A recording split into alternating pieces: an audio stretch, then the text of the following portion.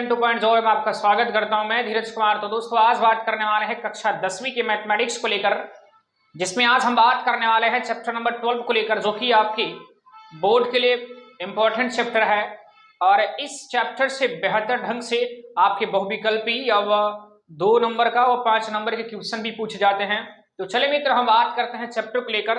तो जैसा कि आप लोगों ने कक्षा 9वीं क्लास में भी वृत्त के बारे में पढ़ा होगा और वृत्त से संबंधित और भी कुछ ऐसी परिभाषाएं पढ़ा होगा, तो हम यहाँ पर मैंने कहा कि चैप्टर नंबर 12 जो कि दिया जा रहा है क्या, वृत्तों से संबंधित क्षेत्रफल को लेकर, तो आज उसी चैप्टर को लेकर बात करना चाहेंगे। तो सबसे पहले मित्र मैं आपको बताना चाहूंगा कि वृत्त क्या है।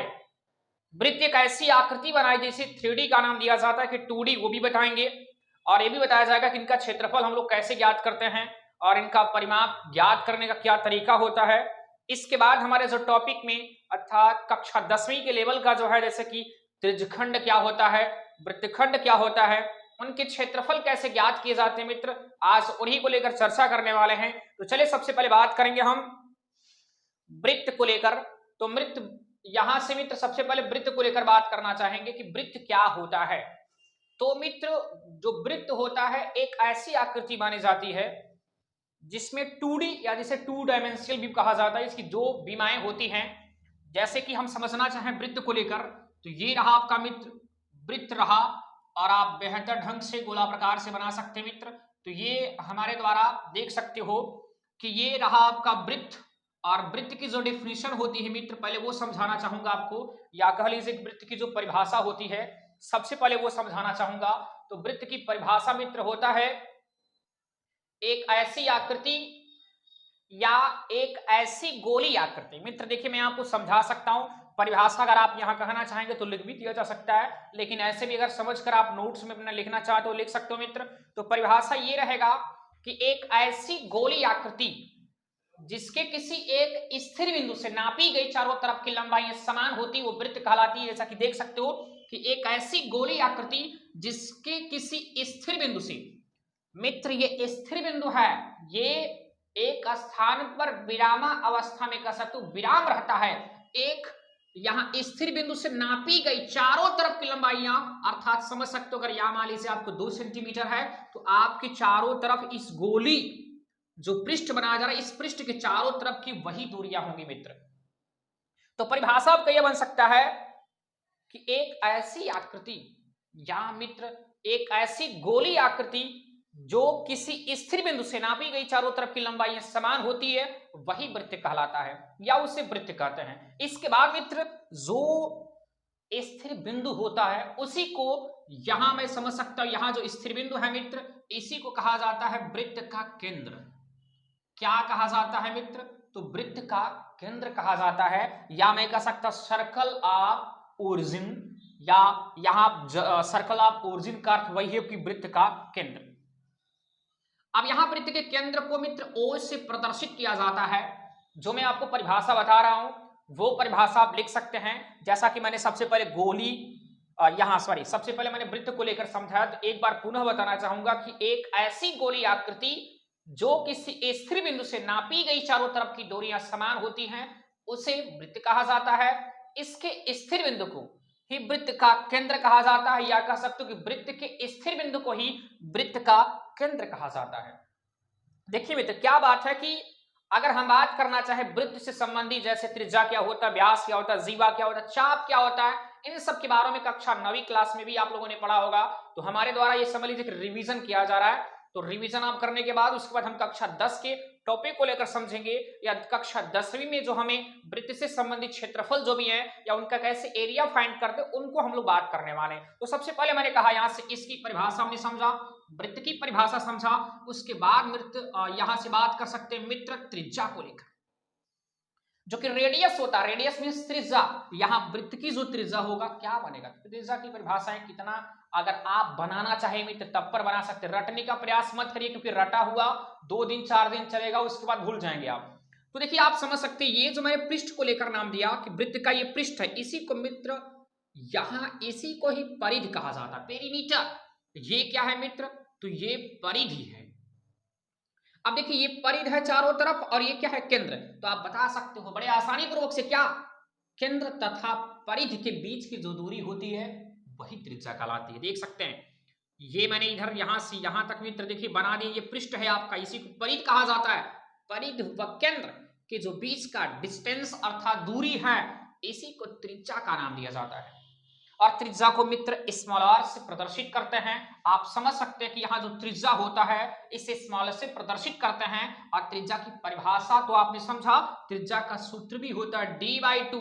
d मींस होता है क्या मित्र, तो व्यास, डायमीटर कहा जाता है। मैं समझ सकता हूं हिंदी में कि व्यास बटे 2, अर्थात यहां लिख सकते हो कि त्रिज्या बराबर व्यास बटे 2, ये फार्मूला होता। पर आप समझेंगे मित्र व्यास क्या होता है, व्यास भी बता रहे हैं आपको, ध्यान दीजिएगा। ये त्रिज्या रहा मित्र, इसी अगर ध्यान दीजिए इस केंद्र से लेकर यहां इस परिध तक मैंने बनाया, क्योंकि क्या बना त्रिज्या। लेकिन अगर इस रेखा को पूरा कर दिया जाए, अर्थात इस पृष्ठ से लेकर इस पृष्ठ तक कर दिया जाए, तो देख सकते हो इस पृष्ठ से लेकर इस पृष्ठ तक करेंगे तो ये जो रेखा है वो वृत्त के केंद्र से होकर जा रहा है। एक पृष्ठ से दूसरे पृष्ठ तक है, लेकिन कहां से होकर जा रहा, केंद्र से। यदि केंद्र से हुई होकर जाएगा तभी बनेगा व्यास। मतलब यहां हम बात करना चाहें तो ये टोटल व्यास होता है। अब व्यास की परिभाषा क्या होती है, तो व्यास की परिभाषा जो होता है मित्र वो समझा सकते हो इस प्रकार भी। मैंने कहा r बराबर d/2 होता है। अगर क्रॉस मल्टीपल कर दो, त्रिया गुणा, तो देख सकते हो d का मल्टीपल 1 में करेंगे d1 = d, और यहाँ t का मल्टीपल 2 में करेंगे तो 2r, मतलब d तो मैंने कहा व्यास।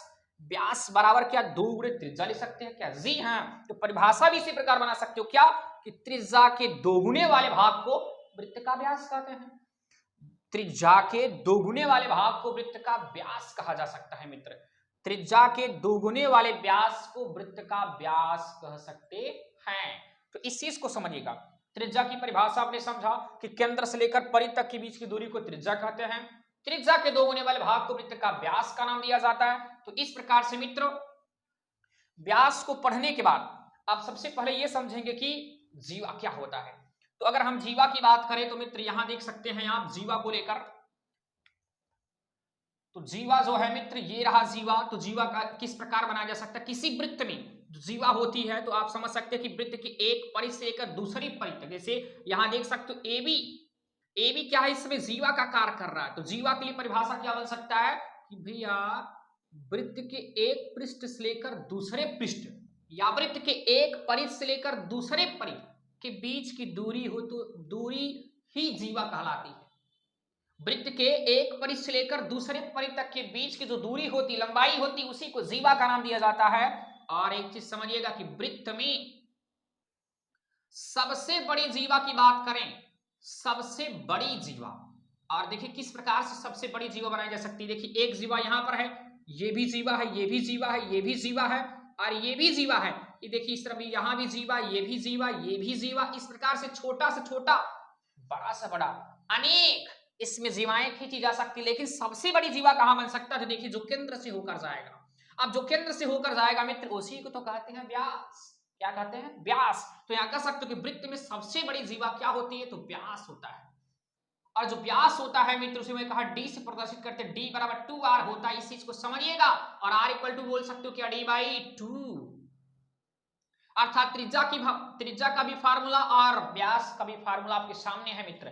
तो इस प्रकार से ये चीज समझने के बाद अब हम अगर बात करना चाहें, कक्षा 9वीं क्लास में भी आपने पढ़ा था कि वृत्त के क्षेत्रफल को किस प्रकार से फाइंड की जा सकती है और इसके पेरीमीटर अर्थात परिमाप को भी किस प्रकार से ज्ञात किया जा सकता, उस चीज को समझाना चाहेंगे। देखते हैं। तो जैसा कि मित्र अभी आपने देखा कि व्यास और त्रिज्या को लेकर जिसकी परिभाषाओं भी आपने समझा और इनके फार्मूले को समझा। इसके बाद बात करने वाले हैं मित्र यहाँ वृत्त के क्षेत्रफल को लेकर के। अब यहाँ वृत्त का जो क्षेत्रफल होता है वो चूंकि आप लोगों ने पढ़ा है कक्षा 9वीं क्लास में कि πr² होता है। और यहाँ पर वृत्त के क्षेत्रफल का अर्थ यह है कि जो यहाँ वृत्त की त्रिज्या है वो इस पूरे वृत्त को एक बार घूम कर कितना क्षेत्र घेरती है, तो πr² के बराबर होती है। जो क्षेत्र घेरती है मित्र उसी को क्षेत्रफल कहा जाता है। इसके बाद वृत्त का जो परिमाप होता है, परिमाप या मित्र परिधि भी लिखा जाता है, तो आप समझ सकते हैं 2πr के बराबर होता है।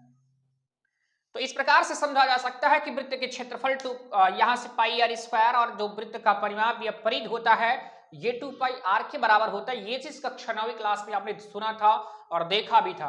तो इसके बाद हम बात करने वाले हैं मित्र कि वृत्त के त्रिज्यखंड को लेकर, जो कि हमारे कक्षा 10वीं के लेवल का है। तो त्रिज्यखंड के बारे में पहले समझते हैं कि त्रिज्यखंड क्या होता है। तो यहां सबसे पहले मैं त्रिज्यखंड को लेकर बात करना चाहूंगा कि त्रिज्यखंड क्या होता है।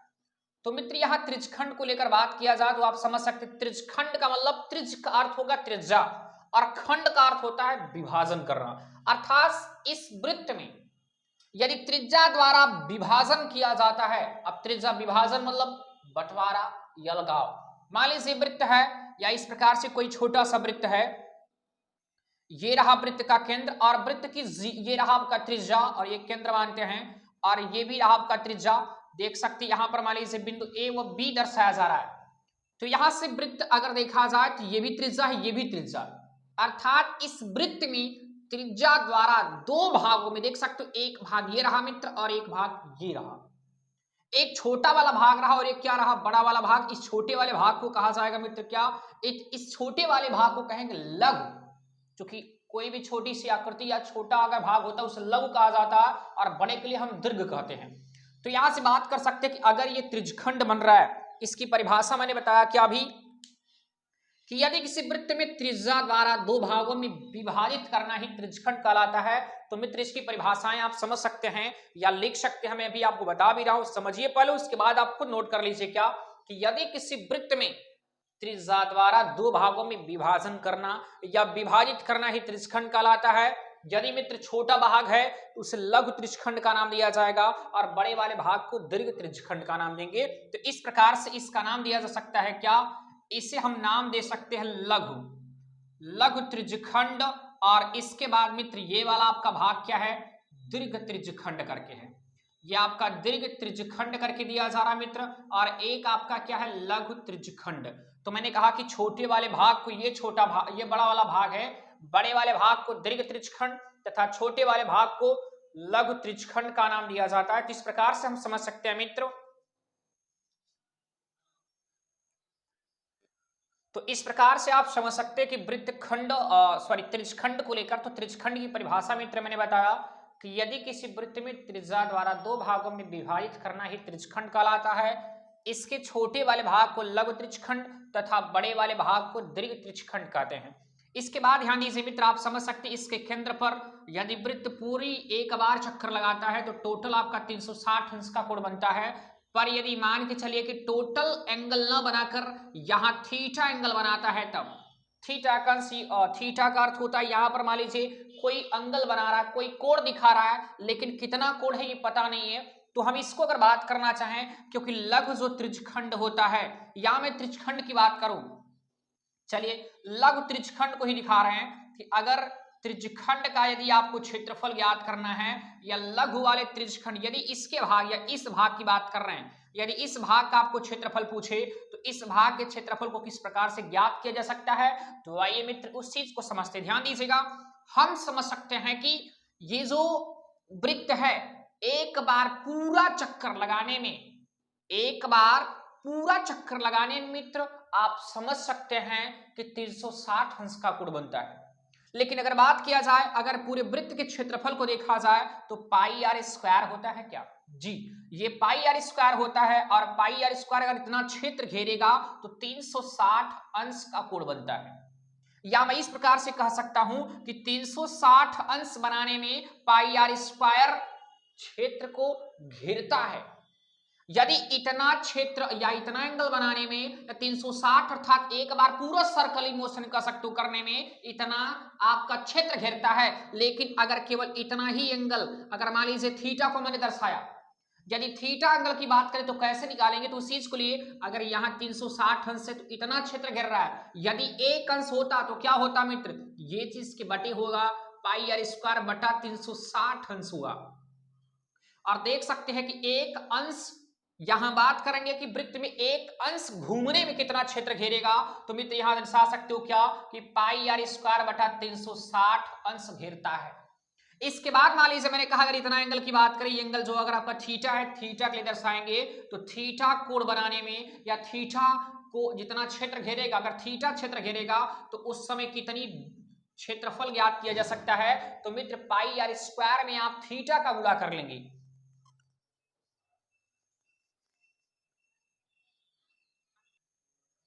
तो यहां से इस प्रकार आप देख सकते हैं, यदि थीटा कोण बनाएगा, जैसे मैं यहां फिगर दर्शा सकता हूं कि यदि इतना एंगल बना रहा है, थीटा एंगल बना रहा है, तो इतना क्षेत्र घेरने में कैसे क्षेत्रफल ज्ञात करेंगे। तो थीटा एंगल यदि बना रहा है तो क्षेत्र किस प्रकार से, कितना क्षेत्रफल घेरेगा, तो इतना क्षेत्र घेरेगा मित्र। यानी मैं थीटा का गुणा कर दूंगा भाई, एक अंश के लिए इतना, यदि थीटा अंश के लिए करेंगे थीटा का गुणा हो जाएगा इसमें, तो हो जाएगा थीटा बराबर क्या, थीटा बटा 360 और गुणे पाई आर स्क्वायर। और मैं लिख सकता हूं त्रिज्यखंड है ये, तो दिखा सकते हो त्रिज्यखंड का क्षेत्रफल बराबर, तो मित्र यहां से त्रिज्यखंड का जो क्षेत्रफल मिलेगा थीटा बटा 360 गुणे पाई आर स्क्वायर के बराबर होता है। इस सूत्र को आप समझिएगा, क्योंकि हमारे एक्सरसाइज में प्रश्नों को या त्रिज्यखंड के क्षेत्रफल को ज्ञात करने का ये सूत्र रहा। इसके बाद मित्र यदि मान लीजिए आपको ये तो लघु का था, ये लघु त्रिज्यखंड था, यदि दीर्घ पूछा जाए, दीर्घ त्रिज्यखंड का सूत्र क्या होगा, तो मित्र यहां से दीर्घ त्रिज्यखंड के क्षेत्रफल को आप दर्शाएंगे, जो आपका थीटा एंगल बना था, यानी ये वाला एंगल, अब ये वाला एंगल छोड़ दिया जाए, यदि टोटल 360 बनता था, ये कितना बनेगा 360, इस चीज को माइनस कर देंगे तो माइनस थीटा बनेगा। तो होगा क्या, यहां इनका क्षेत्रफल होगा 360 माइनस थीटा बटे 360 गुणे पाई आर स्क्वायर। ये दीर्घ त्रिज्यखंड का क्षेत्रफल हुआ, ये लघु त्रिज्यखंड का क्षेत्रफल हुआ। तो इस प्रकार से लघु त्रिज्यखंड और दीर्घ त्रिज्यखंड का क्षेत्रफल आप किस प्रकार याद करेंगे, तो ये फार्मूला आप समझ सकते हैं मित्र। इसके बाद हम बात करेंगे वृत्तखंड को लेकर, तो इस चीज को मित्र आप नोट कर लीजिएगा। इसके बाद यदि आपकी परिभाषा लिखना हो तो वीडियो को रोक रोक करके आप परिभाषा लिख लीजिएगा, और वहां से आप परिभाषा को समझ यदि जाते हैं तो आप अपनी इच्छा अनुसार परिभाषा को खुद लिख सकते हैं। चलिए इसके बाद बात करेंगे किसको, वृत्तखंड को लेकर। तो वृत्तखंड क्या होता है मित्र, तो वृत्तखंड की जो परिभाषा होती है या फिगर बनता है, यदि किसी वृत्त में, यदि किसी वृत्त में जीवा द्वारा, ये रहा जीवा, ये मान लीजिए ए बी आपका जीवा है, यदि किसी वृत्त में जीवा द्वारा दो भागों में विभाजित करना ही वृत्तखंड कहलाता है। फिर से एक बार परिभाषा सुनते हैं, यदि किसी वृत्त में जीवा द्वारा दो भागों में विभाजित करना ही वृत्तखंड कहलाता है। सेम उसी प्रकार जिस प्रकार आपने त्रिज्यखंड पढ़ा, इसके छोटे वाले भाग को लघु वृत्तखंड, इसके बाद मित्र बड़े वाले भाग को क्या नाम दिया जाता है, दीर्घ वृत्तखंड कहा जाता है। लघु और दीर्घ आपने देखा, छोटे वाले भाग को लघु वृत्तखंड और बड़े वाले भाग को दीर्घ त्रिज्यखंड का नाम दिया गया। इसके बाद मित्र अब यदि हम बात करना चाहें लघु वृत्तखंड कौन सा है, तो ये वाला भाग आपका जो है वो लघु वृत्तखंड है। इस क्षेत्र का जब भी आपको क्षेत्रफल पूछेगा तो वहां त्रिज्या दी जाएगी मित्र। मान लीजिए त्रिज्या आपका क्या है, आर है, यहाँ केंद्र आप ओ दिखा रहे हैं, त्रिज्या आपका आर है और ये भी त्रिज्या आपका आर ही है। यदि ये मान लीजिए ये वाला क्षेत्र पूछा जाए तो इस क्षेत्र का क्षेत्रफल कैसे निकालेंगे, अर्थात लघु त्रिज्यखंड। तो यहाँ लघु त्रिज्यखंड नहीं वृत्तखंड, यदि लघु वृत्तखंड का पूछा जाए आपको मान, या लघु वृत्तखंड का क्षेत्रफल पूछा जाए तो मित्र जैसे आपने देखा, यदि मैं इस पूरे भाग की बात करूं तो ये पूरा त्रिज्यखंड बन रहा है क्या जी। यदि पूरे त्रिज्यखंड या लघु त्रिज्यखंड के क्षेत्रफल में से यदि ए ओ बी ये त्रिभुज को माइनस कर दिया जाए तो इतना ही बचेगा। तो यहां मिल जाएगा थीटा बटे 360 गुणे पाई आर स्क्वायर माइनस ये त्रिभुज का क्षेत्रफल, अर्थात त्रिभुज ए ओ बी का क्षेत्रफल मिल जाएगा मित्र। ये आप दर्शा सकते हैं किसका फार्मूला है, तो लघु वृत्तखंड का क्षेत्रफल। या मित्र यहां पर ये जो एओबी लिखा जा रहा है, यहां पर जो भी त्रिभुज बनेगा, यदि त्रिभुज की आप गणना कर पाते हैं, गणना करने का अर्थ है कि जैसे समबाहु त्रिभुज बन जाएगा तो यहाँ समबाहु त्रिभुज के क्षेत्रफल से हम फार्मूले से यानी कड़ी में 3/4 गुणे भुजा स्पर्श कर लेंगे। यदि आपका समकोणी बनेगा तो 1/2 आधार गुणे लंब से करेंगे। यदि मित्र फार्मूला नहीं पता है त्रिभुजों का तो मैं आपको एक शॉर्ट बता रहा हूं, क्या यहाँ जो आप ए फाइंड करेंगे, ए का अर्थ यहाँ समझेंगे क्या, लघु वृत्तखंड का क्षेत्रफल होगा वो थीटा बटे 360 गुणे pi r square minus 1/2 r square into sine theta by 2। तो मित्र आप ये फार्मूला समझ सकते हैं, लघु वृत्तखंड का क्षेत्रफल ये होगा जब आपसे ये मित्र क्या है लघु ये वृत्तखंड का क्षेत्रफल है। इसके बाद जब आपको दीर्घ पूछा जाए, जब दीर्घ वृत्तखंड की वृत्तखंड का जब आपको क्षेत्रफल पूछा जाए तो जहां मित्र आपका थीटा है वही होगा 360 माइनस थीटा बटा 360 और गुणे pi r square minus 1/2 r square sine theta by 2। तो इस प्रकार से ये दीर्घ का हो जाएगा। वैसे यहां भी बात करना चाहेंगे, थीटा है वहां 360 माइनस थीटा कर दिया जाए तो दीर्घ त्रिज्यखंड का क्षेत्रफल आपको मिल जाएगा। तो इस प्रकार से मित्र आप समझ सकते हैं कि हम वृत्तों से संबंधित क्षेत्रफल वाले चैप्टर के जो भी इंट्रोडक्शन रहा, जो बेसिक था, जो फार्मूला था, उसको बता दिया गया है। तो मित्र अब इसके बाद हम प्रश्नावली की बात करना चाहेंगे, तो प्रश्नावली को अगले वीडियो में देखते हैं। तो आज के लिए इतना ही, धन्यवाद।